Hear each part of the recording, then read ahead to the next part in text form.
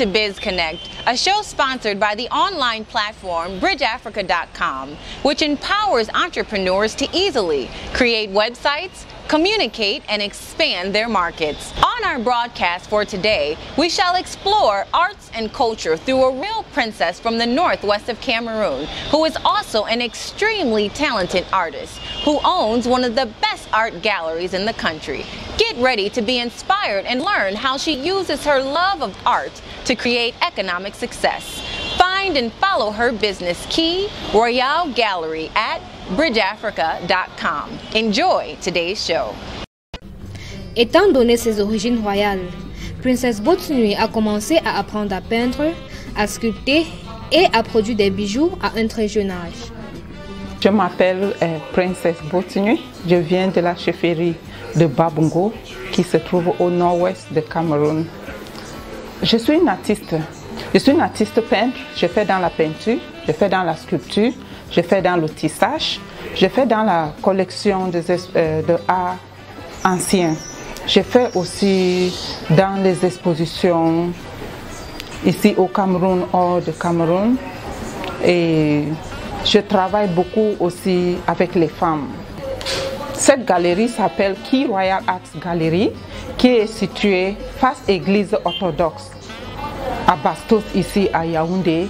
Key Royal Arts Gallery est fondée depuis plusieurs années, mais ça fait 10 ans que Key Royal Arts Gallery est en place. Le but de Key Royal Arts Gallery, c'est de garder la culture camerounaise, c'est de garder la culture africaine. Parce que nos parents ne connaissaient pas écrire ni lire, mais ils gardaient l'histoire sur les objets d'art. Key Royal Arts Gallery porte l'image de Cameroun, porte l'image de la tradition de Cameroun, surtout dans les chefferies camerounaises. Heureusement pour elle, quelques années après son déménagement pour Yaoundé, elle a pu commencer son métier d'art. Elle témoigne que le célèbre ancien capitaine des Lions Indomptables, Song Bahana, l'a aidé à trouver un endroit populaire pour exposer son art. Je suis allée à Hôtel Hilton. J'ai trouvé M. Song Bahana, qui est connu comme un joueur de football camerounais. Je lui ai parlé de ce que moi je fais et je lui ai dit que je n'avais pas l'emplacement. Il m'a fait comprendre que comme il a un snack bar au carrefour Bastos, dans les années passées ça s'appelait Waka Waka Bar, Snack Waka Waka, il m'a dit d'aller commencer à exposer les objets d'art là-bas et que c'était un grand coup de main qu'il m'avait donné. Oui, Song m'avait donné un grand coup de main. Je suis allée là-bas, j'ai commencé à vendre les objets d'art là-bas. Avec le temps, sa famille m'a dit, tu es qui? On ne te connaît pas, qu'est-ce que tu fais ici? Après, quand Song est rentré en France, ils ont commencé à me demander, non, je dois quitter. Dieu merci pour le directeur qui était là, qui a compris ce que moi je voulais, qui a compris ce que moi je voulais vraiment faire. Il m'a demandé de faire une petite table et poser ça à l'entrée de Waka Waka. Là où moi j'étais à l'entrée de Waka Waka, au soleil, dans la pluie, la nuit comme le jour, pendant 3 ans. La force motrice de la Key Royal Arts Gallery est le désir de garder les flammes des valeurs culturelles et traditionnelles du peuple noble de la région du Nord-Ouest et de l'Afrique dans son ensemble. Je suis contente de ce que moi je fais parce que l'art était toujours dans moi depuis quand je grandissais. J'avais envie vraiment de faire l'art. Quand vous regardez la galerie, vous voyez les dessins différents. Quand vous regardez par exemple ce tableau qui est en face de nous, vous voyez c'est fait à base de kori avec les dessins africains, avec les décorations africaines. Quand vous regardez cet objet d'art qui est en face de nous, vous voyez les femmes qui sont ensemble.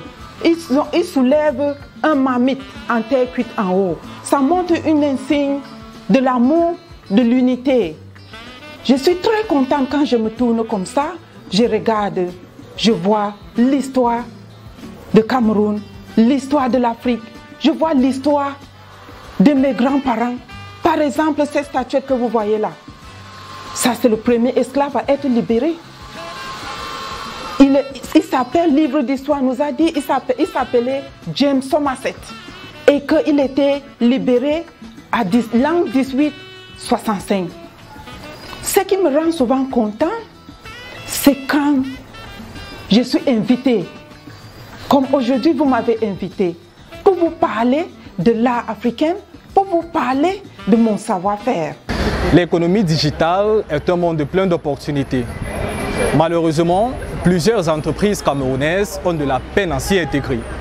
C'est pour cette raison que nous les accompagnons pour faciliter leur intégration dans l'économie digitale à travers notre plateforme bridgeafrica.com. Princesse Botunui, promotrice de la structure Key Arts Gallery, a décidé d'embrasser l'économie numérique en créant un site web pour sa structure à l'adresse keyartsgallery.bridgeafrica.com. Afin d'acquérir cette vision, Princesse Botunui forme les personnes de tout âge sur la peinture, le tissage et la sculpture. Les travailleurs, mes sculpteurs, les gens, puisque la galerie est très grande, le travail, je ne peux pas le faire seul. J'ai les sculpteurs, j'ai les finisseurs. C'est moi qui crée. Oui, parfois je dessine et ils sculptent. Les sculpteurs, parfois quand ils viennent, tu leur donnes l'avance de travail. Ils commencent le travail. Premier jour, deuxième jour, troisième jour, il ne vient pas. Et tu vas commencer à lui appeler. Tu es où? Est-ce que tu peux venir? Est-ce que tu ne vois pas que c'est bien qu'on finisse le travail? Tu ne vas jamais lui voir. Dès que tu lui donnes à l'avance, ils sont partis. Aller manger, aller boire, aller jouer la vie. Bon, tu es là. Tu veux que le travail avance, mais tu ne le vois pas. Parfois, il faut appeler les autres artistes pour venir finir le travail. Et parfois, les finitions ne sont pas ce que j'ai dessiné, ce que moi je voulais au départ que ça soit. Et parfois, ça nous donne vraiment le fil à tordre. Parfois, quand tu lui donnes, tu peux lui donner 5 morceaux de bois. Quand il finit de sculpter, il va vous amener 3. Il va vous dire, il y a un qui s'est cassé. Il va te dire, non, c'est 4 morceaux de bois que tu m'avais donné. Il y a un qui s'est cassé. Donc, ils ne sont pas sérieux. Mais nous, on fait avec. Parce que ce qui me plaît, c'est que même comme ça, le travail avance. Poursuivre sa passion l'a apporté des moments de joie et d'épanouissement dans sa vie. Et c'est avec joie qu'elle nous raconte son histoire. Après les 3 ans, on est venu détruire Waka Waka. Parce qu'il paraît que Waka Waka était en pleine route. Donc, on a demandé qu'on devait détruire Waka Waka. On a détruit Waka Waka. C'est comme ça que je suis descendue ici, en face église orthodoxe Bastos. Trouver un frère qui s'appelle M. Clétus. Il fait aussi dans les objets d'art. Je lui ai proposé, est-ce que je peux porter ma petite table pour venir devant, exposer devant chez vous? Il a été d'accord. C'est comme ça que je me suis retrouvée ici à l'église orthodoxe. Comme le temps passait, je lui ai proposé, comme le côté gauche est encore avec les zèbres, est-ce que vous pouvez voir le bailleur pour que je peux enlever les zèbres et je veux aménager pour aussi placer la table pour commencer à vendre là. Comme il était si gentil, c'est comme ça qu'il m'a mis en contact avec le bailleur. Le bailleur m'a donné cette place que j'avais commencé avec presque 15 petits objets. Le bailleur était très gentil, m'a aidé de construire quelque chose en planche, que je suis entrée dedans, je n'avais que quelques 9 objets parce que je vendais.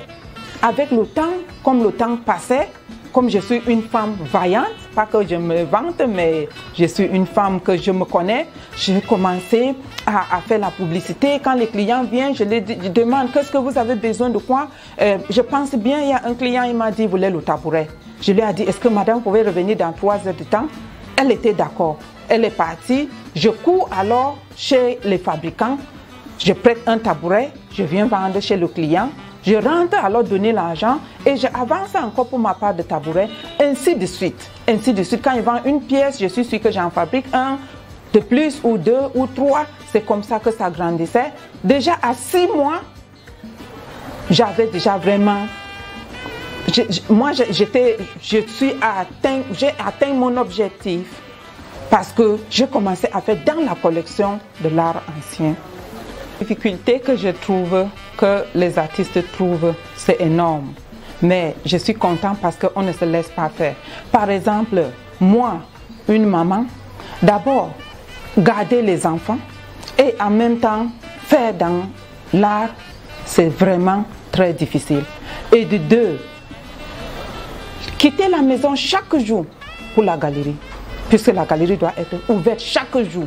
Tu es assise là, c'est pas facile. Et l'autre problème aussi qu'on trouve, c'est comment garder les objets. Comment garder les objets d'art. Si vous regardez dehors, il y a un pirogue. Là dehors, en face, il y a un pirogue là en face.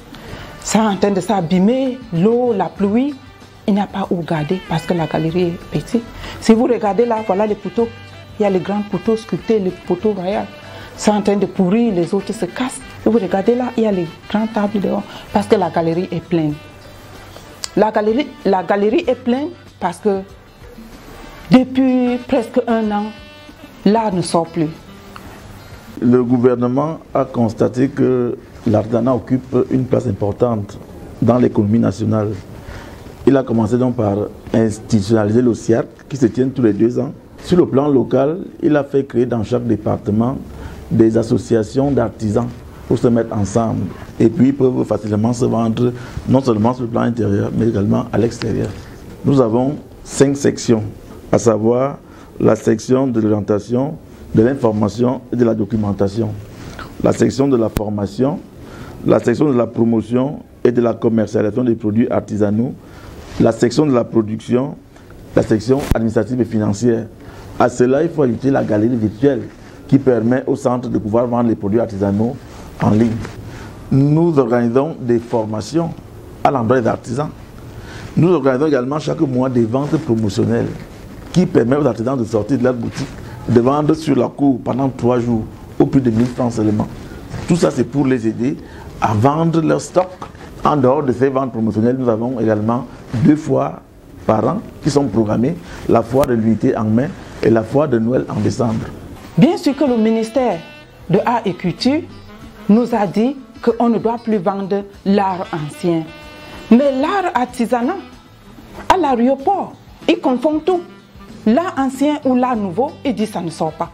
Ça fait depuis le mois de novembre jusqu'à nous sommes au mois de mars, je n'ai pas fait les ventes.